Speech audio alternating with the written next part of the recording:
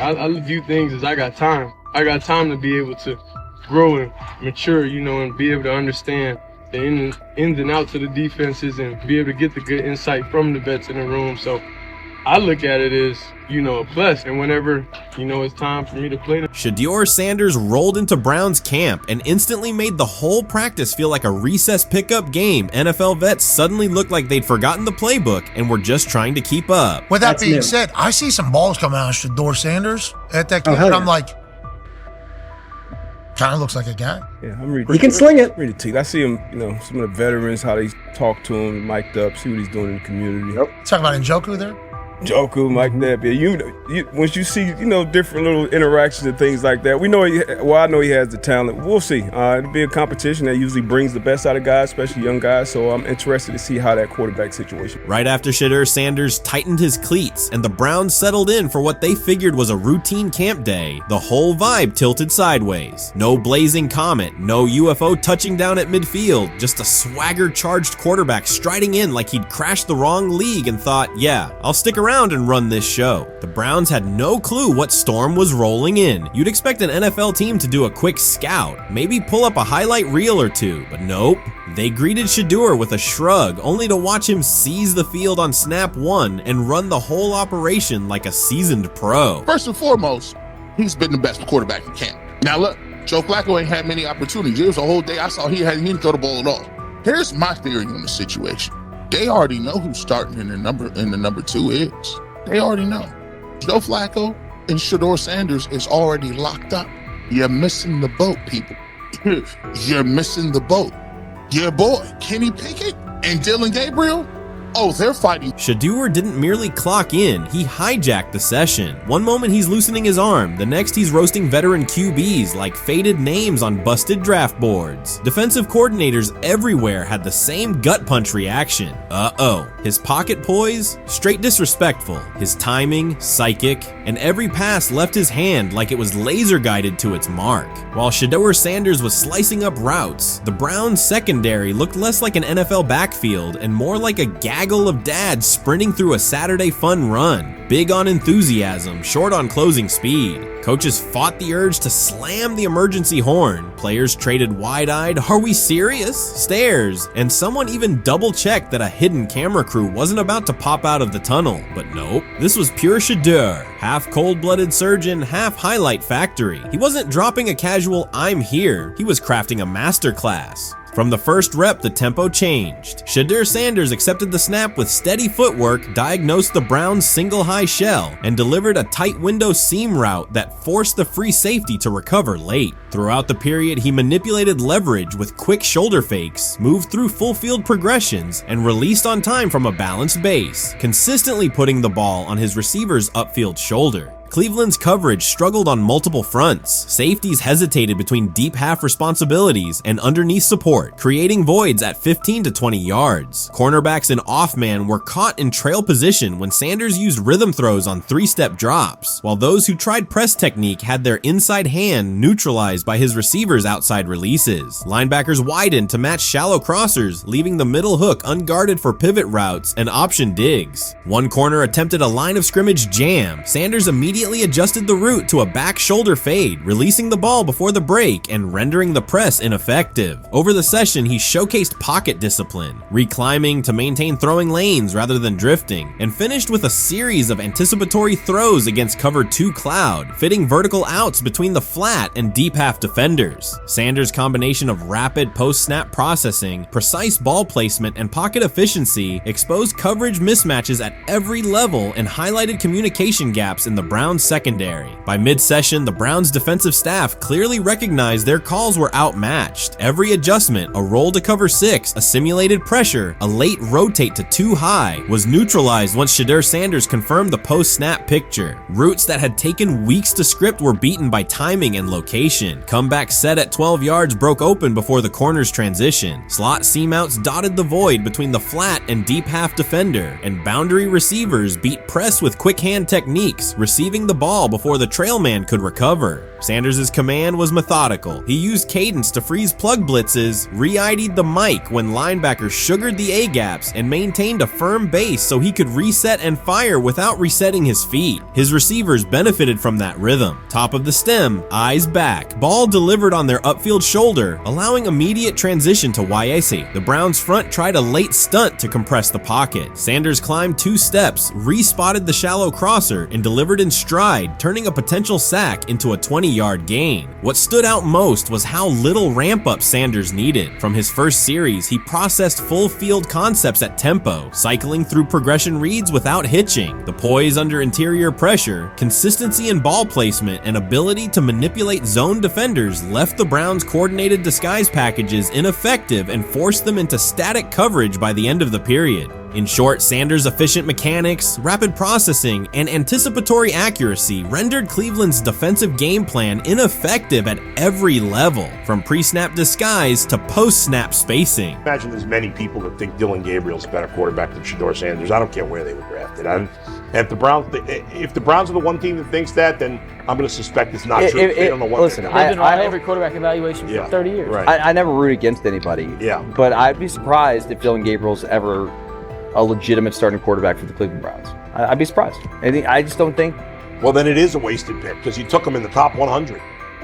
Yeah, but potentially. Yeah. May get away with it because of Shedeur. An edge rusher chirped at Shedeur Sanders between snaps, hoping to shake his rhythm. On the very next play, Sanders answered with a 30-yard laser, a deep dig from the boundary side that split the single high safety and the trailing corner. He hit the top of a 5-step drop, kept a firm base, and delivered on time to the receiver's outside shoulder, turning what should have been a routine rep into a sudden change explosive. From that moment on, every coverage wrinkle the Browns tried, rotating from cover 3 to quarter half, flashing a Tampa 2 shell, mugging both A-gaps, was met with a precise counter. When corners pressed, Sanders adjusted the route to a back shoulder fade. When safeties widened, he checked to a glance post. When linebackers bailed, he found the running back on a delayed option out of the backfield. Even late simulated pressures couldn't move him off his spot. He simply climbed, reset his feet, and fired. As Cleveland's defenders rotated through checks, Sanders manipulated them with cadence and eye discipline. He froze weak side safeties long enough to create intermediate windows, then feathered the ball into those lanes before help could arrive. When the Browns finally dropped 7 and matched every route, Sanders tucked the ball and converted 2 separate 3rd and 6 situations on the ground, reminding everyone that his mobility is as calculated as his arm. By the end of the session, the defensive coordinator's call sheet looked obsolete. Sanders had neutralized blitz looks, exposed spacing issues in zone, and forced the unit into static base coverage just to survive the period. It wasn't a camp drill anymore. It was a clinic on timing, processing speed, and controlled aggression, delivered snap after snap by a quarterback who never needed a warm-up lap to own the field. They never planned on taking him. The problem is,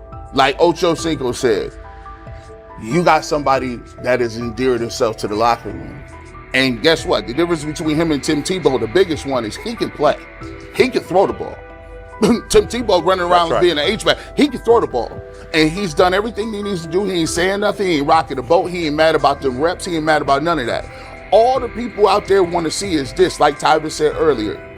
We want to see what he can do with Jerry Jeudy. That's it. I want to see what he can do with David Njoku. I want to see him with Junkins. I want to see him with the first running backs. If you are cooking, if you are beating down the doors with the 3s and 4s, guess what? You deserve more. From the first team period on, Cleveland's secondary looked a step slow. A deep third safety hesitated on a post-snap rotation, leaving Shedeur Sanders free to climb the pocket and fire a 22-yard out that arrived before the defender could plant and drive. The supporting cast around him, players fighting for roster spots, not Pro Bowl invites, benefited from his command. Sanders used tempo to control the defensive front, altered protections at the line, and located throwing lanes so quickly that one receiver didn't register the catch until he crossed the goal line. As the Browns tried new personnel groups, coverage busts multiplied. Starters slipped out for hamstring stretches while rookies rotated in, only to find the ball arriving on their blind side before they'd completed a midpoint squeeze. On a later 3rd and long, Cleveland finally closed the interior rush lanes, compressing the pocket with 3 defenders. Sanders pivoted through the traffic, stepped into a narrow escape window, and without resetting his shoulders, whipped a no-look pass to the boundary curl for a fresh set of downs. The throw turned a potential sack into an explosive play and left the coaching staff scrambling for answers. The people who are fascinated by Shedeur for whatever reason, whether it's his play, I guess, last year was kind of fun. If you're just like a guy who grew up like loving Deion Sanders and passed that love on down to your kids, I can see why you're like that. The one thing I will give them is you're looking at this quarterback room. If you're a fan of Shedeur and say, why can't he go beat Dylan Gabriel or Joe Flacco or Kenny Pickett? So I do understand that part of it, right? Because why not? Why couldn't he be the Brown starter in October or November? That looks like a quarterback room where everyone will get a chance to start. When he led college football in completion percentage and he threw almost 40 touchdowns for over 4,000 yards, how tall was he? Because they make it seem like he shrunk all of a sudden, RC. Oh, how lively was his arm? Because all I know is somebody did that. Somebody threw for over 4,000 yards, somebody threw for almost 40 touchdowns, and somebody led college football in completion percentage. Now, I'm trying to figure out, what I try to figure out all the time, Mel, is how a guy that hadn't played football in almost 5 months. Shannon Sharpe has publicly defended Shedeur Sanders and criticized those questioning him. Sanders has earned higher recognition and some fans are responding negatively. Although there's debate about whether he belongs on a second team list, Sharpe maintains that Sanders' career is clearly ascending. Reactions on social media are mixed. Some users are angry, others are surprised, and a few say they anticipated this result. The conversation remains active. When reports confirmed that Shedeur Sanders had been elevated from second team to near top tier status, Shannon Sharpe issued an emphatic response. He delivered a detailed rebuttal to critics, underscoring why Sanders deserved the promotion and directly challenging those who doubted the decision. I don't think that he was underprepared during these meetings. I don't believe any of these stories that he showed up arrogant and that he was bombing his interviews. I mean, you watch the film, he's on time, he's on point. You watch his interviews, he answers like a 10-year NFL veteran. Like, he's clearly dominating OTAs. It's every single day there's a new report of how well he's doing for the Browns in OTAs. And I mean, you can say what you want, it's just OTAs. Okay, if that's your new narrative, then he's doing exactly what he needs to be doing. He's on point, he's on time, he's getting the respect of his teammates, and he's making plays. So we're gonna see years down the line, something's gonna come out that I don't know what exactly it was, but something will come out. Critics have been waiting for an opportunity to dismiss Sanders. They labeled him overrated, accused him of benefiting from nepotism, and claimed his profile came only from his last name and polished image. Within their own echo chamber, they cited every game in which he fell short of huge passing numbers as validation of their doubts. Since Sanders has begun receiving formal recognition, criticism has escalated. A wave of self-appointed analysts is dissecting his throwing mechanics and team role, and many online commentators now argue that his promotion reflects deeper problems within the sport. Shannon Sharpe rejected each criticism directed at Shedeur Sanders. During the broadcast, he turned a routine segment into a detailed examination, acting as presenter, interrogator, and fact-checker. Sharpe walked viewers through game film, season statistics, and scouting reports to show why Sanders merited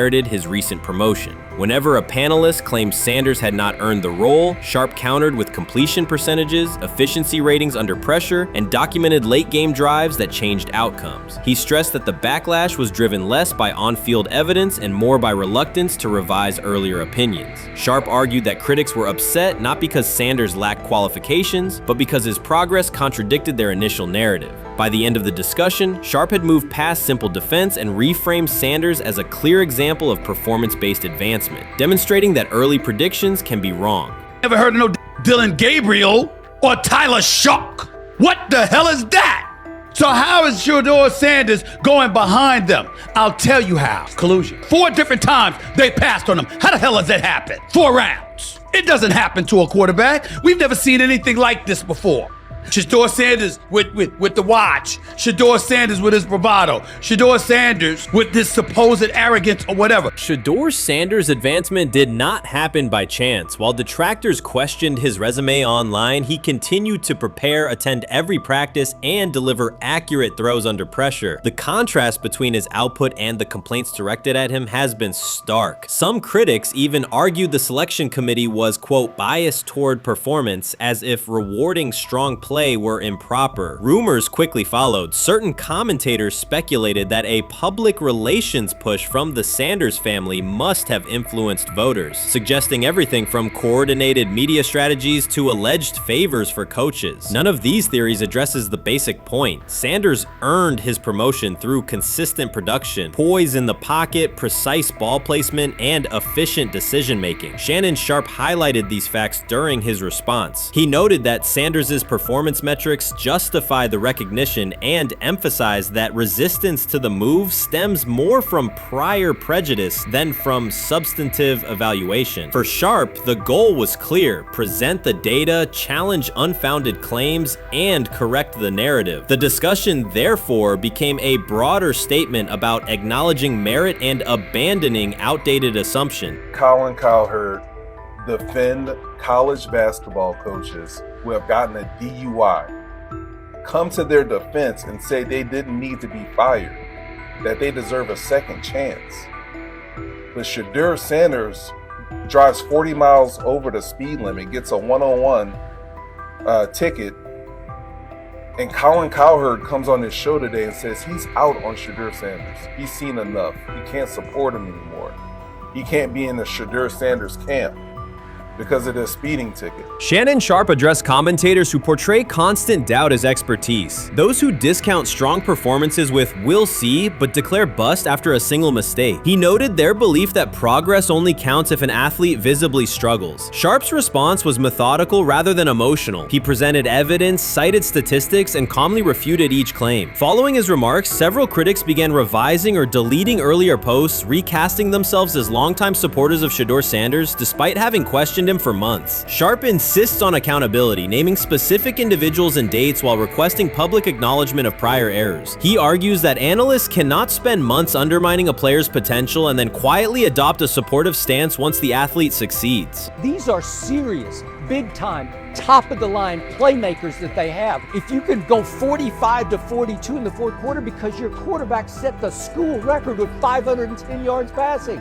He was flawless. Shedeur is big time. I didn't know for sure, will it translate to the next level of competition? Yes, it might translate to the next level of competition as he can play. Critics who once claimed Shedeur Sanders was unprepared now hesitate to acknowledge their mistake. They resist retracting earlier comments and struggle to accept that an athlete can succeed without their approval. Sanders continues to share practice clips and game highlights without engaging the debate, while Shannon Sharp documents every dismissive remark, ready to revisit them on national television. The disapproval did not slow Sanders. It underscored his progress and exposed the gap between perception and performance. As a result, the conversation has shifted. Analysts who doubted him now describe him as undervalued and publish detailed evaluations of his mechanics and game management, suggesting long-standing familiarity with his career. In a matter of weeks, critics have recast themselves as advocates, demonstrating how quickly opinion can change when consistent results leave little room for doubt. Shannon Sharp signaled that his commentary is not over. He considers Sanders' advancement a positive outcome for every athlete who has been overlooked or criticized for having confidence. Sharp stressed that analysts do not have the authority to determine who deserves recognition based on personal preference. The reaction to Sanders' promotion, he argued, revealed how quickly opinions can shift once results are undeniable. Sharp pointed out that many vocal critics became quiet when confronted with objective performance data. This exchange, Sharp insisted, reached beyond defending a single quarterback. It challenged the practice of dismissing achievements that do not fit familiar narratives. He reminded viewers that success does not require external approval and that consistent talent will surface despite online commentary intended to minimize it. While critics reconsider their positions, Sharp remains steady, assigning credit to the athlete and allowing the scoreboard to confirm the argument. In his view, the statistics speak clearly enough. Sharp also emphasized that the intensity of the backlash must be placed in context. College football is a volatile environment where unexpected outcomes are common. Therefore, declaring failure based on incomplete evidence only weakens the credibility of sports analysis. The discussion underscored the need for measured evaluation rather than reactive judgment. Zach Jackson and him and everybody else that we talked to have said that Shedeur looks good. He looks really good. Yes. He looks better. And we got Zach that say Dylan Gabriel ain't even an NFL quarterback. It's true. So how is it that this man can't get a rep with the ones, but that non-NFL quarterback can? We all what agree with sense that. does that make? Some observers now claim that recognizing Shedeur Sanders' strong performance undermines football's traditional standards, even though they previously argued he received coverage only because of his father. Faced with Sanders' current statistics, those critics are searching for explanations that fit their earlier narrative. The data have always been clear. Their earlier objections ignored that fact. Shannon Sharp is openly highlighting this reversal, comparing past negative remarks with Sanders' recent 400-yard games to demonstrate the gap between criticism and evidence. Sharp did not force these commentators to backtrack. He simply displayed their earlier claims alongside Sanders' results, allowing the contrast to speak for itself. Many observers declared Deion Sanders was finished. They argued that his public style attracted unnecessary attention, that his health had deteriorated too far, and that his coaching career was approaching an abrupt conclusion. They misread his resolve. When speculation intensified, Sanders did not schedule a press conference or issue a formal statement. Instead, he released a short video recorded at his Texas home, walking alongside recording artist Lil Wayne. The footage established two facts. Although Sanders still walks with a limp, he remains active, and he intends to return to the sideline. Reports from USA Today and ESPN confirmed that Sanders had temporarily left Colorado to recover from a significant, undisclosed medical condition. He lost 14 pounds and missed several summer practices, leading to widespread debate about his future. Unofficial sources suggested complications related to previous blood clot issues, but no official diagnosis was provided. Throughout Sanders' absence, numerous media outlets framed his situation in crisis language, frequently questioning whether he would coach again. By comparison, when coaches such as Lincoln Riley paused their duties for health or family reasons, coverage emphasized understanding and patience, an imbalance that reflects a common difference in how high-profile black coaches are treated. Sanders' silence was not a retreat, it was a period of recovery. During rehabilitation, he relied on family, faith, and trusted colleagues, yet stayed connected to his program through brief online updates. The video with Lil Wayne demonstrated that he retained strong support from influential friends, countering narratives that portrayed him as isolated or on the verge of retirement. The visual evidence showed that his setback is temporary, and that he remains determined to lead Colorado into the forthcoming season. Since accepting the Colorado position, Sanders has dramatically elevated the program's national standing. He first drew national attention to Jackson State and the broader HBCU football landscape, then moved to Boulder and transformed a one-win team into a central storyline in college athletics. His approach, combining hip-hop culture, direct communication, and open expressions of faith, has challenged conventional expectations for head coach behavior. Each step forward has been met with heightened scrutiny. His time at Jackson State was labeled a publicity stunt, his departure for Colorado was framed as abandoning HBCU culture, and his social media presence has been cast as distraction from traditional coaching responsibility. Critics often magnify Sanders' missteps and question his motives, while comparable actions by other coaches receive neutral or sympathetic coverage. Showings of enthusiasm from Brett Favre and disciplinary intensity from Nick Saban are celebrated as competitive passion, yet Sanders' displays of confidence are frequently labeled arrogance. The discrepancy illustrates deeper biases rather than differences in performance. Sanders' success challenges entrenched expectations of how a college football leader should look, speak, and act, especially a black coach who refuses to downplay his identity. During his convalescence, Sanders maintained close communication with his staff and athletes, reinforcing the standards he had established: discipline, accountability, and belief. The program's daily messaging continued to emphasize preparation and resilience, signaling that Sanders' influence persists even when he is away from campus. Athletes echoed his mantras during workouts, confirming that his leadership extends beyond physical presence. Sanders acknowledges the seriousness of his medical challenge, but has refused to let it define him. He has publicly discussed leaning on scripture and prayer, explaining that his purpose as a mentor, father, and coach extends beyond personal adversity. In that context, the video of him walking in the Texas sun was less a strategic media effort than a straightforward demonstration of continued commitment to his team and mission. Colorado still requires Sanders' vision. Prior to his arrival, attendance was low, national media attention was minimal, and recruiting momentum had stalled. Sanders' leadership brought renewed energy, authentic identity, and higher standards of accountability. Players who previously lacked representation in college football leadership found a coach who shares, affirms, and elevates their cultural background. Sanders supplements conventional coaching priorities, scheme, fundamentals, and execution with empowerment initiatives that cultivate self-confidence and authenticity. As preseason camp approaches, Sanders intends to resume full involvement, even if medical recovery remains ongoing. His presence is expected to restore on-site leadership, stabilize the locker room, and direct media coverage toward on-field progress. For Sanders, the objective extends beyond compiling wins. It includes completing a cultural transformation that expands how success and leadership are defined in modern college football. Those who predict his decline overlook the underlying traits, faith, perseverance, and purpose that have supported Sanders throughout his career. Doubts, rumors, and disproportionate scrutiny have followed him from playing days into coaching, and he has consistently responded with results. His current health setback is another obstacle, not a conclusion. The broader initiative he leads, centered centered on authenticity, opportunity, and high standards continues. When Sanders returns to the sideline, it will mark the next stage of a movement he has guided from Jackson State to Boulder.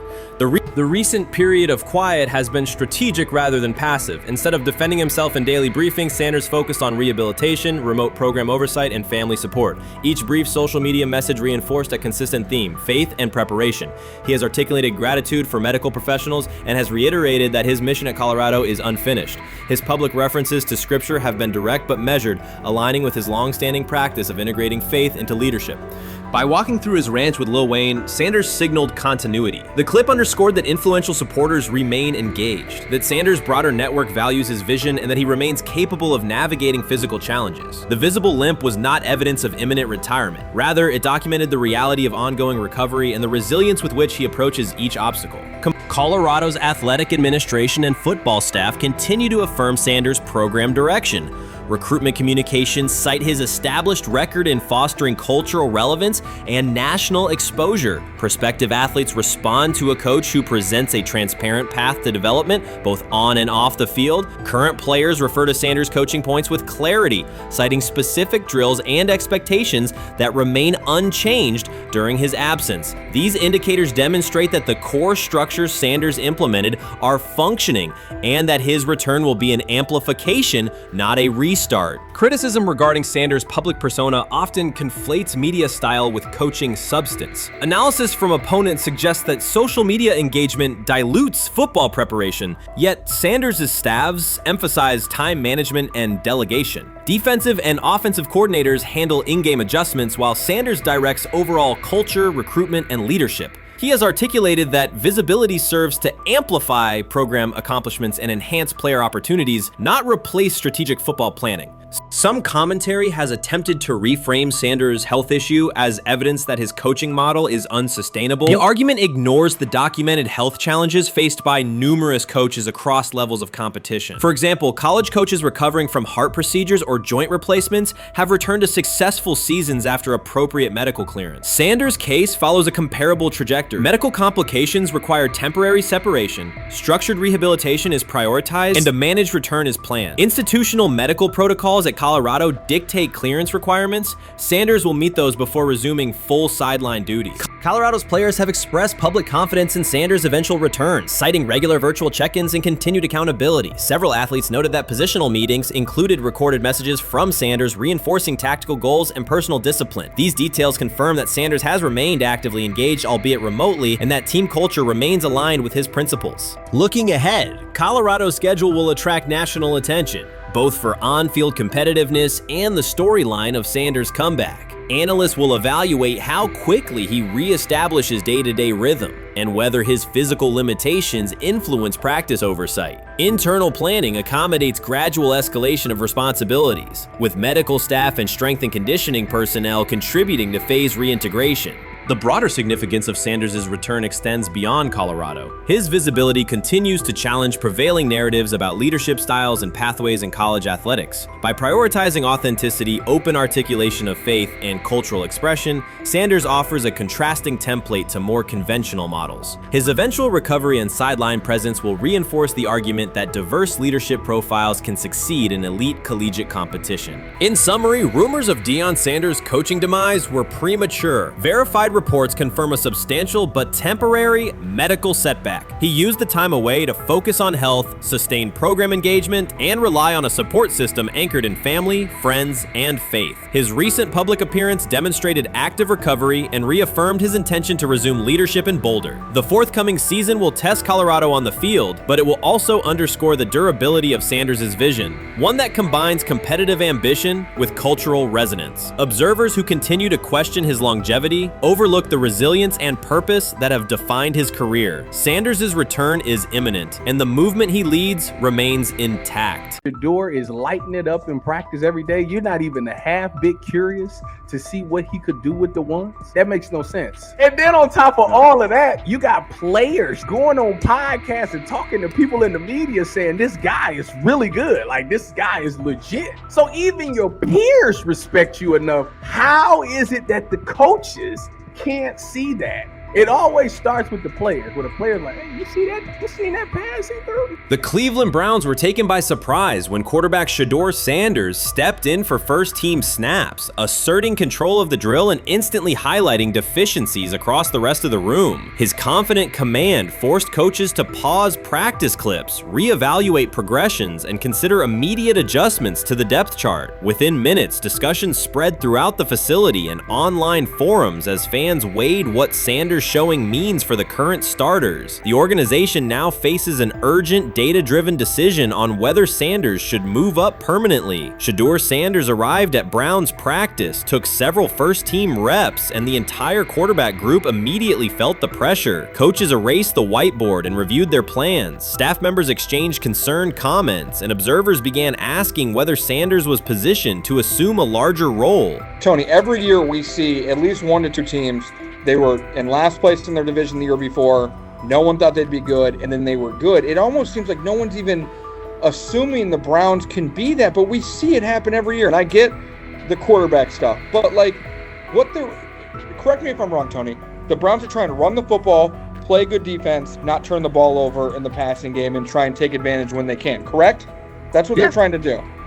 That was the 2020 offense. The Cleveland Browns are still searching for stability at quarterback. Deshaun Watson is yet to deliver consistent starter-level production that justifies his contract, and each game renews doubts about whether he can regain peak form. Behind him, rookie Dorian Thompson-Robinson shows promise but remains inexperienced and unpolished. Coaches are evaluating alternatives each week and may need to adjust the depth chart if progress stalls. The roster around them is built to contend now, so ongoing uncertainty under center is increasingly costly. As we talk about, we do believe in best player available. We do believe in positional value, and we didn't necessarily expect him to be available in the in the 5th round, and so we love adding competition to every position room and adding him to compete with the guys that are already in there. We felt like that was the appropriate thing to do. The Browns quarterback group is unsettled. Deshaun Watson has yet to provide the reliable, high-level play his contract demands, while rookie Dorian Thompson-Robinson remains promising but unpolished. Depth behind them consists mostly of veterans whose experience lies more in holding clipboards than leading offenses. The coaching staff needs an immediate answer, not a 3-year development project. Shedeur Sanders enters as that potential solution. At Colorado, he passed for more than 3,200 yards despite working behind one of college football's poorest offensive lines, consistently demonstrating poise, quick processing, and accurate ball placement under heavy pressure. Film shows steady reads and disciplined footwork, traits that offset concerns that his profile is built on family name or media attention. Cleveland viewed the signing as a low-risk, high-reward move. Early in camp, Sanders received a handful of first-team snaps intended merely as an evaluation. Those plays quickly changed practice tempo. The ball came out on time, receivers hit their landmarks, and the defense struggled to adjust. Coaches immediately expanded the review using phrases such as evaluate every option, an indication that the depth chart was no longer fixed. Watson sensed the scrutiny. Thompson-Robinson increased his urgency. Within minutes, competition in the quarterback room intensified. Sanders repeated that performance in subsequent sessions. His footwork remained clean, progression sharp, and throws firm and precise. Each strong rep forced staff to reassess the plan to keep him buried on the developmental track. The broader context magnifies the pressure. Cleveland's roster is built to contend now. Fans are weary of quarterback turnover, and the front office cannot afford another costly misstep under center. Around the league, rookie passers rarely wait multiple seasons anymore. Joe Burrow, Justin Herbert, CJ Stroud, and even late pick Brock Purdy established that precedent. If Watson opens the regular season and struggles, public calls for Sanders will grow, especially if the rookie flashes in preseason. Alternatively, another team could attempt to acquire him if Cleveland hesitates to elevate his role. Each scenario underscores the same reality. Sanders' emergence has turned a routine camp evaluation into a critical decision point for the franchise.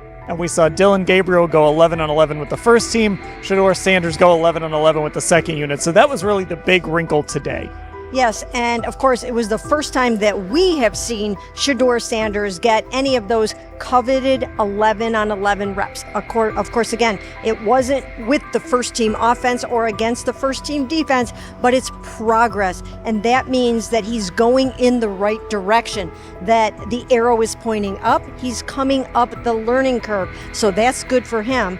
And I actually thought just overall, he had a better day than Dillon had today. He completed more passes. He was more on point. In fact, in that 11-on-11 period, he threw a near touchdown touchdown. Desperation can push franchises toward aggressive decisions, especially when their quarterback options appear unconvincing or outdated. One scenario now emerging is that Sanders earns enough confidence to take full preseason reps with the starters, forcing Cleveland to revisit a depth chart it believed was settled at the beginning of July. His practices demonstrate that the excitement around him is grounded in measurable performance. Accurate, high-velocity passes against first-team defenses, and confident command of the huddle. Each strong outing also heightens league-wide interest.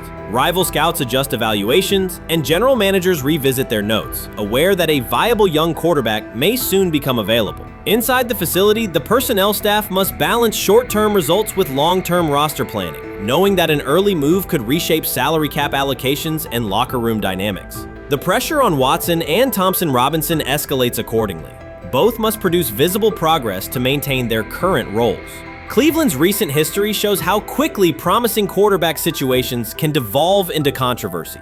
The franchise has turned potential breakthroughs into organizational turmoil before, so observers remain cautious about how this competition will unfold. So the Shedeur Sanders, I want to talk about this. So here's a prime example. Shedeur Sanders, they had 3-day mini camp for the Cleveland Browns. And now, Jimmy Haslam actually has some money. The Bengals owners and the Rooneys are near the bottom of the league in net worth.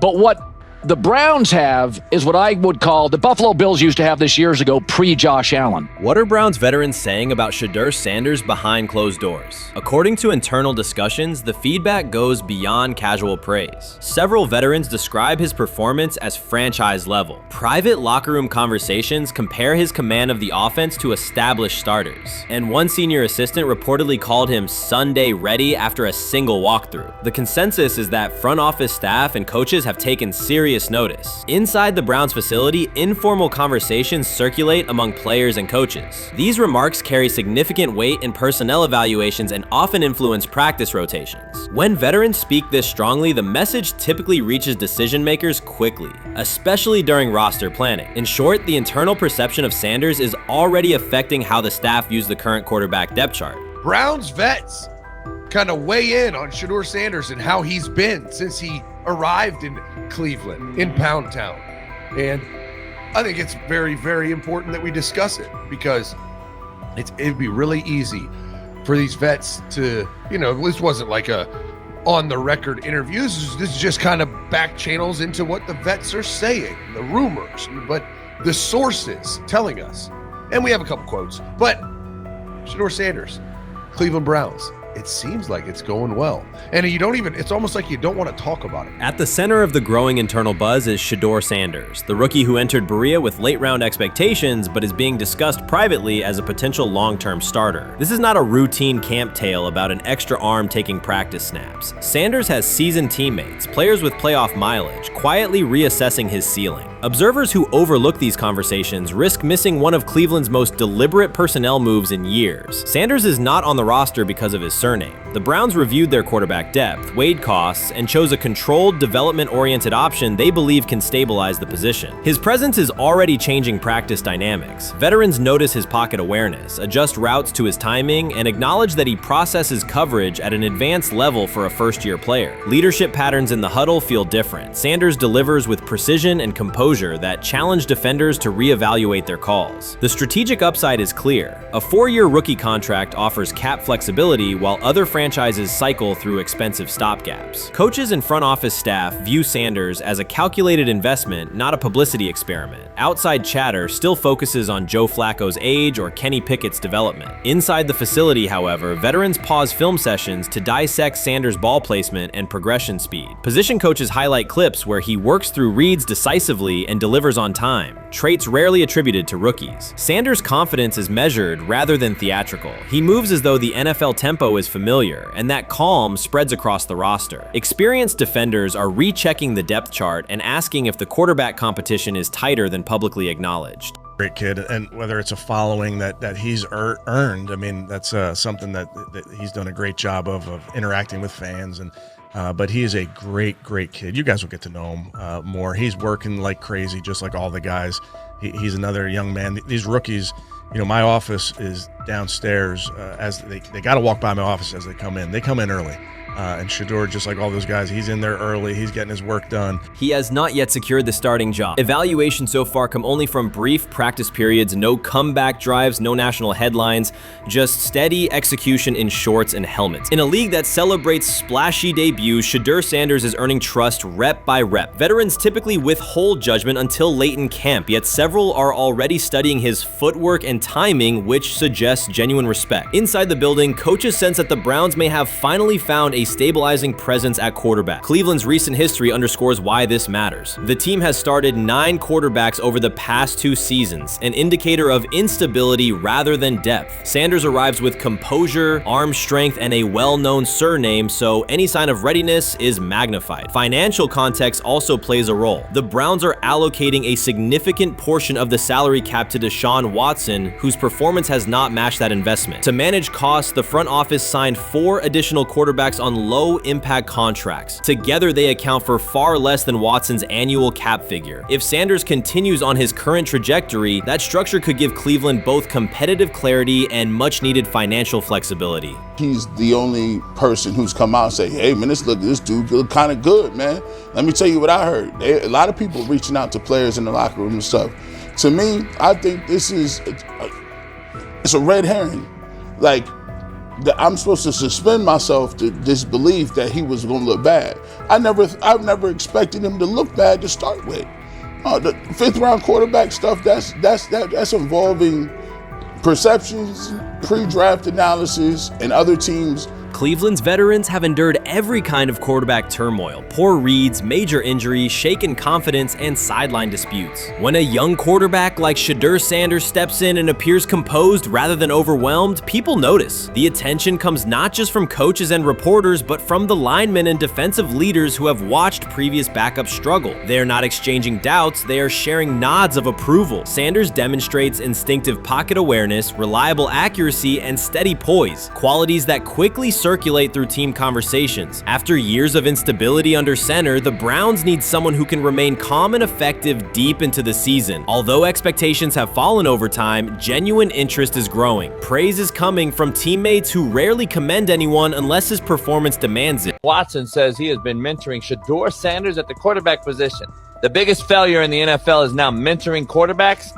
The most overpaid underdeliverer at the position is now mentoring 2 rookie QBs and a Super Bowl champ. So what exactly are you mentoring him at? You have had 24 civil lawsuits that you paid off to go away. And when you play, you are as ass as those massage therapists are, apparently. Shedeur Sanders is also a show. It's all about him. It's all about anything else. If you don't see that by now, then you're just blinded. Cleveland's second most talked about player has yet to take a professional snap, and it isn't Deshaun Watson. Rookie quarterback Shedeur Sanders has already captured the locker room's attention and the fan base's enthusiasm, creating a visible shift in the team's internal dynamics. Watson, once the uncontested focal point, now shares the spotlight with a newcomer who has only practiced in shorts. The Browns are experiencing a rapid, unforeseen change in popularity within their roster. Four-man competition. It's not. It's 2 guys versus 2 guys. It's the 2 older guys to be the starter. Yeah. It's the 2 younger guys to position themselves however it may be. Right. Show little improvement every single day. Right. So, of all the things I'm watching the first 5 when they break a session, the first 5 with the veterans, with the ones. Who's in there? Where are they going? The ball's going to Jerry Judy. Right. Flacco's no dummy. Lasts as long as he has. Right. He can really whiz it. But as we go on, I want to watch these guys because they probably just got plays installed Tuesday and they're out there running them Wednesday. Shedeur Sanders arrived in Cleveland and immediately commanded attention. The rookie has yet to take a preseason snap, yet the energy around him inside the building and across social media eclipses what many veterans receive in an entire season. Fan enthusiasm is so strong that Deshaun Watson's jerseys are already drifting toward the clearance rack at the team store. In a matter of days, Sanders has become the roster's second most popular figure, while Watson watches his once secure QB1 status and public approval shrink by the hour. Shedeur or Deshaun? Who do you want as your quarterback next year? Honestly, Shedeur. I love Deshaun though.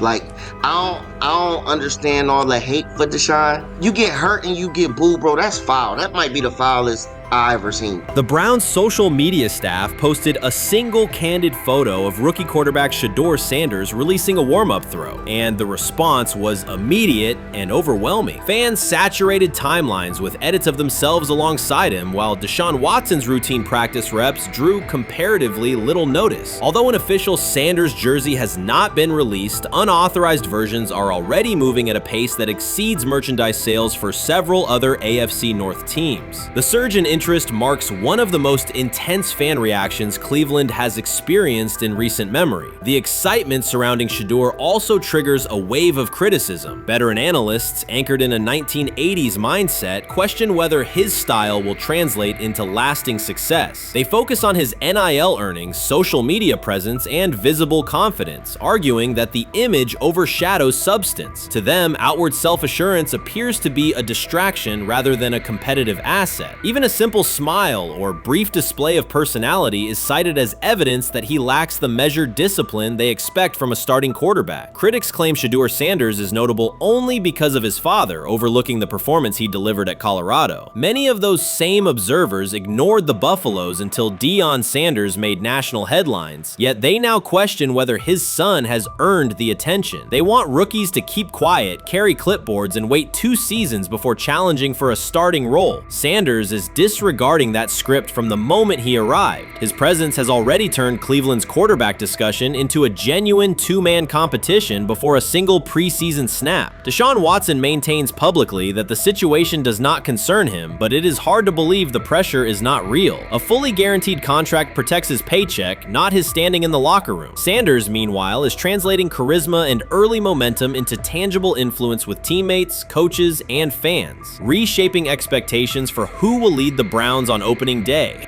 I'm a firm believer. If I wanted Shedeur Sanders at 2, at worst at 33, of course I already think that he's better than other quarterbacks. Because that's the type of talent, that's where I would have picked him at. And if he was at 2 or 33, and he still had the same exact skill set, we would be talking about him starting and playing. Right. Well, there'd only be 3 quarterbacks. It'll be here, 3 quarterbacks, not 4. Yeah. But since he moved to the 5th round, that's cool. They might have to go along with it. But to me, I think if you ask who got the best tools, I'm going with Shedeur. Shedeur Sanders has not taken a single professional snap, yet discussion about him has split NFL social media into 2 camps. One side already argues he should start immediately. The other worries about what that means for veteran quarterbacks like Deshaun Watson. Reporters now line the perimeter of Browns camp, scrutinizing every inconsistency in Watson's spiral and every precise throw from Sanders during drills. Each well-placed pass is clipped, posted to TikTok, and captioned as evidence of a future QB1. Cleveland is no stranger to quarterback drama, but this situation is different. Rather than cycling through another unproven starter, the franchise is dealing with a rookie who entered with more polish, public attention, and perceived readiness than most first-year players. Fans chant Sanders' name before he has appeared in a preseason game, while the established starter works to maintain his relevance. The atmosphere is not yet a full controversy, it is a countdown. Traditional analysts insist on the importance of experience and respecting the process, yet Sanders is progressing on the timeline set by the supporters who already view him as the next leader of the offense. You first, when you take a look at both of these QBs, who had the most impressive start so far in the preseason? Well, to me, it was Shedeur. I didn't see any interceptions when he was out there. Didn't see anything like that. I mean, don't get me wrong. I don't think Dillon Gabriel did a bad job. I was impressed with the brother, but I'm going to go with Shedeur. You know, the pressure was on him. The spotlight was on him. Stephen A. Smith didn't just call out Dillon Gabriel. He held him accountable and made him rethink his comments. The moment Dillon Gabriel spoke and went after Shedeur Sanders, it wasn't a minor slip. He crossed the line and stepped directly into Stephen A. Smith's wheelhouse. And Smith answered with a clear, direct response that left no room for misinterpretation. The comparisons were emanating from the media more so than anybody else. And that's what I think, that's exactly who I think he was directing his comments towards. Having said that, Dillon Gabriel, respectfully, it was stupid. A very dumb comment to make. First of all, let me tell you something right now. In every walk of life, far beyond the parameters of a football field. This wasn't casual sports commentary, it was a decisive critique. Dillon Gabriel's comments were taken apart by Stephen A. Smith with clear, direct points. Gabriel, a quarterback with solid stats but limited top-level achievements, chose to take a public shot at Shedeur Sanders. Shedeur, who has handled sustained media scrutiny and on-field expectations, became the target of an unnecessary criticism. Smith responded by challenging Gabriel's standing to make that claim and by defending Sanders on the facts. The outcome was clear. Gabriel overreached and Sanders didn't deserve the hit. Dan Orlovsky would sit up here in comparison to Shedeur Sanders, who did no such thing, and say, hey, thought he looked better. I got to give him the edge here. I thought it wasn't bad. A pick six and a fumble, and we can get over fumbles. Have you heard anybody say that? I know it's possible. Have you ever heard anybody say, we get over? Stephen A. Smith responded immediately. As soon as Dillon Gabriel made his comments about Shedeur Sanders, Smith delivered a clear, point-by-point critique that drew national attention across the NCAA media cycle. Dillon Gabriel has a reputation as a good quarterback, not a dominant one. He can post strong numbers against opponents like Tulsa, but his performance has been inconsistent when the stakes in competition rise to playoff level. Well, those who produce get treated differently than those who don't. What he said echoes the mentality of all of America practically, and most certainly the world, as we see things being globalized more and more every day. It was a stupid, idiotic, immature comment, because clearly you were feeling the heat because a lot of people was talking about how Shedeur should be QB. Dillon Gabriel is a capable quarterback, but not a standout. Even so, he chose to talk down to Shedeur Sanders, a quarterback who has navigated constant scrutiny and pressure and still represents the future of a program that was struggling before he arrived. The comparison was weak. The criticism was unnecessary. Stephen A. Smith recognized that and dismantled Gabriel's argument with a clear, direct response. How the Browns react to this, how the locker room reacts to this, how Shedeur reacts to this, because it was a clear shot at Shedeur.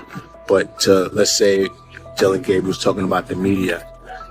How could you be a brand new quarterback in the NFL and the first time you get behind a mic after your first game, you throw the media under the bus? That's arrogance. Stephen A. Smith excels in moments like this. When Dillon Gabriel made his remarks about Shedeur Sanders, Smith responded with a focused, direct critique. He questioned Gabriel's standing to make that claim, noting that Gabriel has transferred between programs and has not been a Heisman finalist. Without theatrics, Smith laid out why Gabriel's resume doesn't justify taking public shots at Sanders. Smith's point was clear. Targeting Shedeur Sanders, a quarterback central to his program's future and consistently under intense scrutiny, was misplaced. Gabriel's criticism lacked the substance to support it, and Smith methodically showed why. Today on his 42nd I want you to be meaner. Birthday. That's number one. Number two, after the game, the Browns head coach Kevin Stefanski said there was a mix-up in the routes and that players were in the area that they shouldn't have been. Look at Stephen A's face. Look at Stephen A's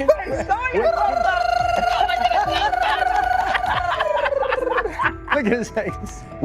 Stephen A. Oh my Lord. The strength of Stephen A. Smith's response was that he didn't just address Gabriel's remarks. He challenged the image around him. Dillon Gabriel often presents himself as an overlooked contender ready to surprise. But the reality is that his profile hasn't commanded broad attention. It's a clear reminder that not every opinion carries equal weight. In defending Shedeur Sanders, Stephen A. was direct and precise. Shedeur isn't just a quarterback. He is Deion Sanders' son, which subjects him to scrutiny far beyond anything Gabriel has faced. Even under that pressure, Shedeur has maintained his composure, shown confidence, and delivered in key moments that helped revive a program many had written off. Stupidity, all of it.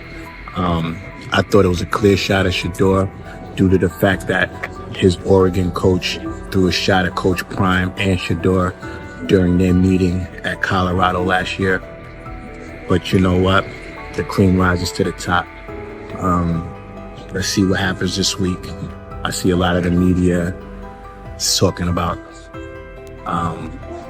they think it was about the media and not about Shedeur.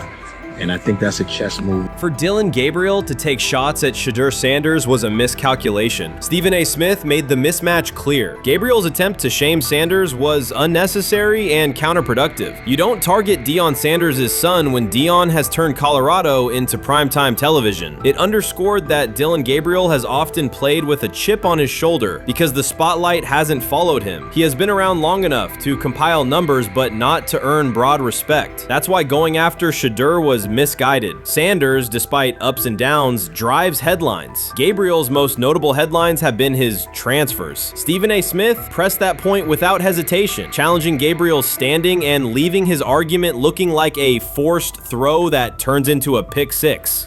You know what? Still needs to thank me a little bit more for that restaurant I treated him and his family to, because it was big time, and stop embarrassing me by going places and trying to use coupons. That's how pathetic he is. The point is that yeah, a pick six and a fumble is usually considered a bad day. Stephen A. Smith didn't need to raise his voice to make the point. He presented Dillon Gabriel as a player whose talk outpaces his resume and defended Shedeur Sanders with clear comparisons. That's why he called Gabriel out so directly. The comparison wasn't just unfair, it was forced. Now look at Gabriel's record. The numbers are solid and he can win against average defenses, but the resume lacks defining markers. There's no sustained Heisman contention, no late season surge that reshaped the national picture, and no postseason moment that cements a legacy. The track record reflects steady production, not top-tier impact. That's the gap Smith underscored. Gabriel's criticism of Shedeur Sanders wasn't supported by what he has accomplished, while Sanders continues to carry a program under constant scrutiny. Let's see some of them step up and make some plays out there. Ain't no way. Gabriel Ain't no way. He's not built like that. No way. And this one is picked off and going back the other way. Oh my God, why did he stop playing? Now it's a foot race. And that is that. They told me bust out my AP, perfect timing. H-shot, we about to get legendary. Shedeur started the next game, baby.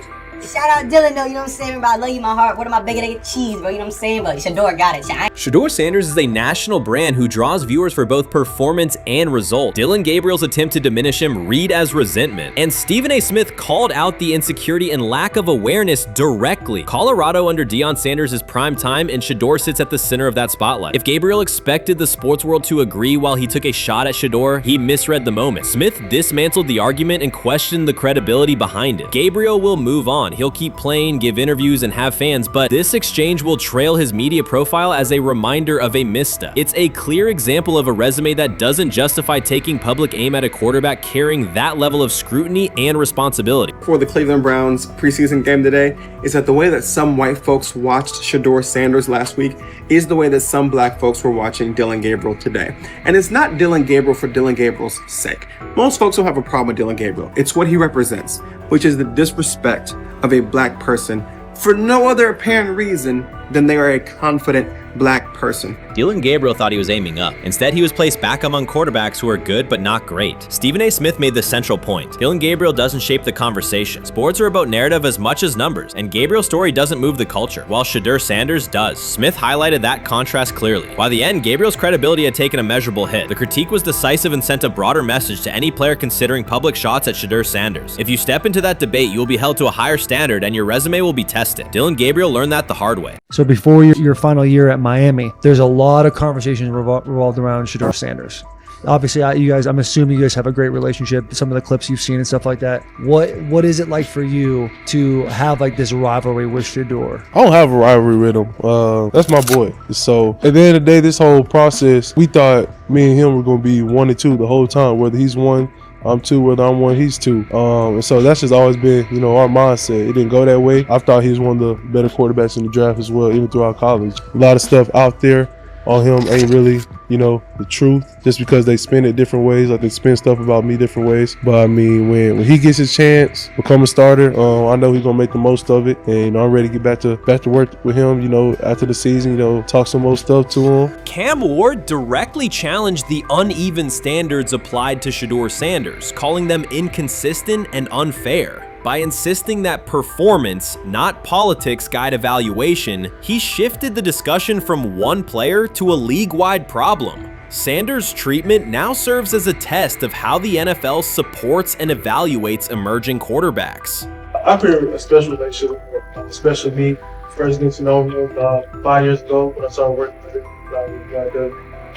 But it did surprise me because he's a good quarterback. He doesn't get a lot of the credit that he deserves, especially the plays that he made in Colorado. A lot of quarterbacks and coaches are making those plays. And so when he gets this opportunity, I'm pretty sure having soon today, he'll make sure he'll make plays on the field.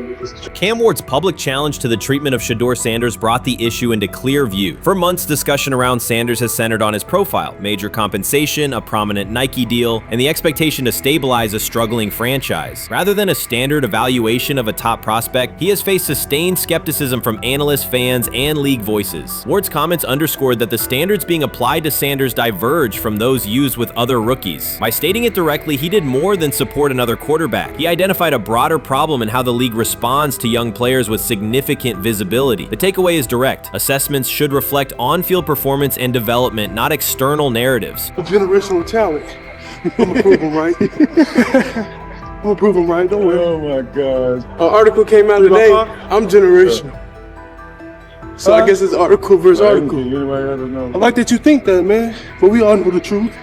What? Trav gonna be first? You generational, I'm legendary. That's cool. We can be legendary. Legendary, get their ass. We'll start doing in like 5 minutes. Shedeur Sanders entered the league with more than a playbook. He brought a public brand, a family legacy, and expectations unusual for a first-year quarterback. Before his first regular season throw, he was already positioned at the center of attention. Rather than assess him on that reality and his on-field ability, many voices reduced him to marketing, treating visibility as proof of hype instead of performance. Cam Ward pushed back on that framing. His point was simple: judge Sanders by the same criteria applied to other rookies. With Sanders' resume, production, leadership, and composure, most first-year quarterbacks would be discussed as long-term cornerstones. The evaluation should be consistent, focused on development and results, not perception. Look at the process with Shedeur, who I know is a buddy of yours, and how do you think both of you guys will end up doing in the league?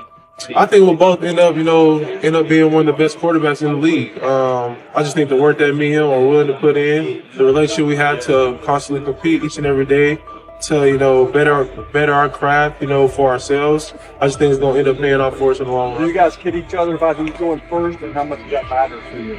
Yeah, we play around, we joke around with it. It really don't mean nothing. The draft pick will never mean anything. At the end of the day, you got to show whether you can prove each and every Sunday. You can't just do it 1 year. Disrespect shows up in two patterns. First, Shedeur Sanders is repeatedly framed through his father, Deion Sanders, as if lineage erases his own work. Discussion drifts to pedigree instead of what the film shows. Second, his visibility is treated with suspicion. His audience reach, partnerships, and ability to lift ratings are labeled hype rather than recognized as value. Instead of acknowledging that he drives demand and expands the stage for his team, critics call it an unfair edge. The result is a skewed evaluation. Star power is held against him while on-field production gets pushed aside. The standard should be consistent. Assess the tape and the development, not the last name or the attention it brings. Well, Ward were microfacts. Cam Ward's remarks went beyond defending Shedeur Sanders. They confronted how the league manages star power. The reality is simple. The NFL markets visibility, but resists it when a player doesn't follow the expected script. Rookies are supposed to be quiet, deferential, and grateful for limited leverage. Sanders arrived with leverage, brand reach, major endorsements, and confidence. And that presence was recast as entitlement. Instead of treating those factors as earned advantages, much of the commentary used them to diminish him. Ward called out that contradiction. The same influence the league sells to audiences is criticized when a young player exercises it. His point is a standards problem, not a personality dispute. Evaluate Sanders on his preparation, leadership, and results. Don't penalize him for having a platform or for using the leverage that the modern NFL itself helps create. Now it sounds like the Cleveland Browns are going to all but imprison Shedeur Sanders in the football sense of a very talented rookie quarterback who obviously needs reps, who needs an opportunity, and who now, barring some miraculous luck, will not get the opportunity to play in a single real game. I'm sure many around the NFL are celebrating as we speak. They are chuckling about this. Many in the NFL wanted to teach Shedeur and his daddy. Cleveland became the center of the conversation, with Shedeur Sanders attached to a major major Nike partnership, the expectation was straightforward. He should be given real game reps. The Browns instead leaned on Joe Flacco as the default choice, treating stability as the safer path while sidelining a quarterback with clear cultural and commercial pull. Each week Sanders didn't see the field, scrutiny grew. Commentary questioned the value of his contract environment and relevance, and fan debate shifted from development to doubt. That wasn't measured evaluation.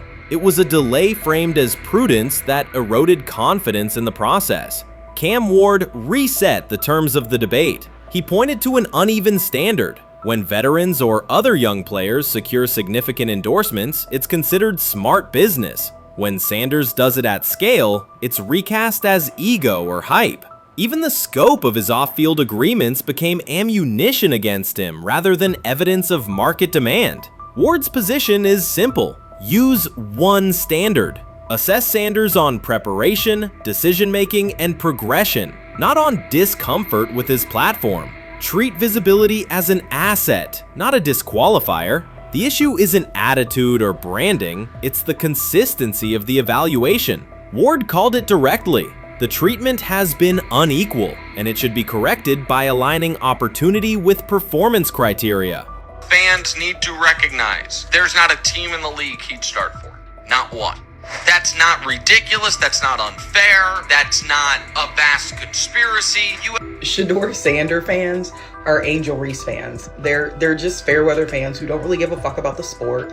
Most of them are just Dion fucking groupies that followed him when he went to fucking Colorado, just like Angel Reese's fans had never watched basketball prior to her playing at LSU, and they followed her to the WNBA and don't know shit about the sport.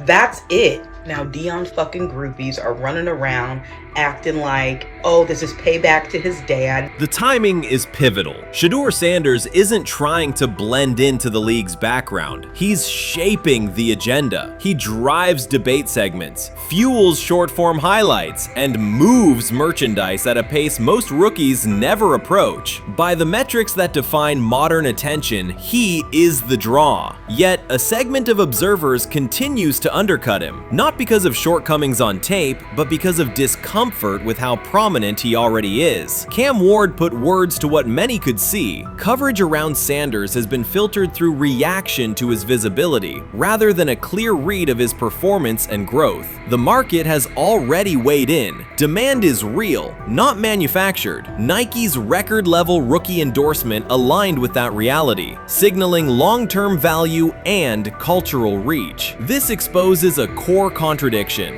The NFL depends on star power to sell tickets, fill stadiums, and boost ratings, but it resists stars who set terms on their own. Visibility is celebrated until a player exercises it. The fix is straightforward. Apply one standard. Evaluate Sanders on preparation, decision-making, and results, and treat his platform as the asset it is. If the league benefits from his presence, its evaluation practices should reflect that same reality, consistently and without penalty for scale. Shedeur Sanders does not depend on league promotion. He established his platform before the NFL and continues to expand it on his own terms. That autonomy challenges the status quo. Cam Ward's support was more than a defense of a teammate. It was a warning that if the league holds to outdated expectations, it risks falling behind the very players who drive audience attention and revenue. Claims that Sanders lacks real popularity ignore measurable facts. A large, active following, consistent merchandise demand, and sustained coverage across major outlets. Doubts about his standing as a quarterback overlook his college production and growth indicators. The pattern is familiar. Efforts to minimize him increase his reach. Each skeptical headline widens the spotlight, and each dismissive take creates more engagement. You cannot reduce a player built for visibility by arguing he should be less visible. The practical outcome is the opposite. Scrutiny becomes signal. Sanders is not merely enduring criticism, he is turning it into momentum, converting attention into leverage on and off the field.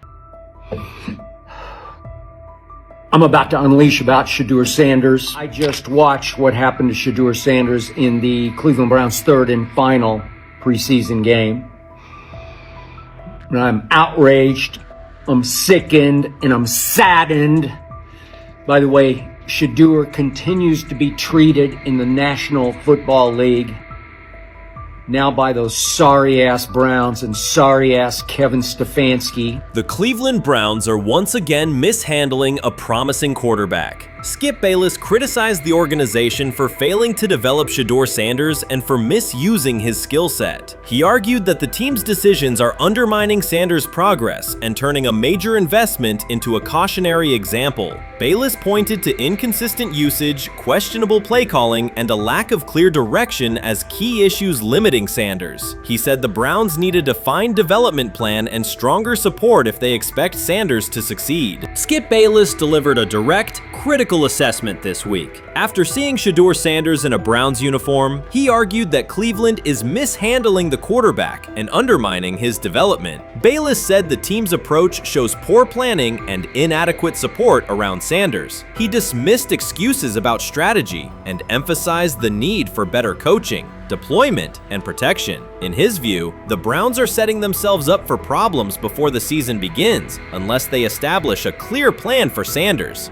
Given the team's recent decisions, his reaction is understandable. Cleveland has a history of inconsistent quarterback development. Shedeur Sanders is a premium prospect, the son of a Hall of Famer, a proven college performer, and a widely recognized figure. The organization should prioritize his reps, protection, and a clear development plan, not place him behind Dylan Gabriel as if he were a secondary option. But I'm going to answer this question by saying Shedeur Sanders. And I'm going to tell you why. I think he's being set up to fail. That's right, I'm going to say it. Okay. Here we are on national television, right? There's been 11 practices, if I remember correctly. He's been starting against, he's been playing against the third unit. He's fourth on the depth chart. And then suddenly you throw him into the start line, and he hasn't had any reps from the first team at all. Think about that. So you're just gonna throw him to the wolves like that, huh? I mean, you know, if he had first team snaps in practice. Yet here we are. Cleveland has one of the most publicized prospects and is handling him like a depth piece. The broader issue is the franchise's long record of quarterback instability and inconsistent development. That history colors every move they make. When the Browns draft a quarterback, fans don't anticipate a long-term answer. They brace for another reset. Shedeur Sanders should be treated as a priority, not as an afterthought behind Dylan Gabriel. Let's give him a chance. Let's give him a chance with the play calling. You know you have an offensive line that isn't playing that well.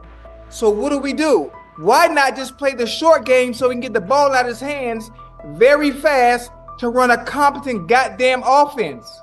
Outside of that, Shedeur has to be better in understanding that the offensive line that you're working with right now is not adequate. Why not allow the players that are competing for a job, in this instance, Shedeur Sanders, to finish off the 2-minute drill? When Browns fans see another quarterback selected, they brace for another setback. The franchise's recent history, from Johnny Manziel's failed stint to the rocky handling of Baker Mayfield, reflects inconsistent development and short-term decision-making. Against that backdrop, Skip Bayless's reaction to Shedeur Sanders on Cleveland's roster was blunt. He argued the team is already mishandling a premium prospect by treating him as a secondary option instead of a centerpiece for the future. Bayless's position is straightforward. Sanders is not just a name, he brings proven college production, leadership traits, and significant visibility that can strengthen both the offense and the organization's broader profile. Burying him on the depth chart behind Dylan Gabriel signals a lack of a clear development plan and wastes early momentum. Instead, Bayless contends, Cleveland should establish a defined pathway. First-team practice reps, protection and personnel tailored to his strengths, deliberate play calling that accelerates processing, and measured in-game opportunities that build confidence and execution.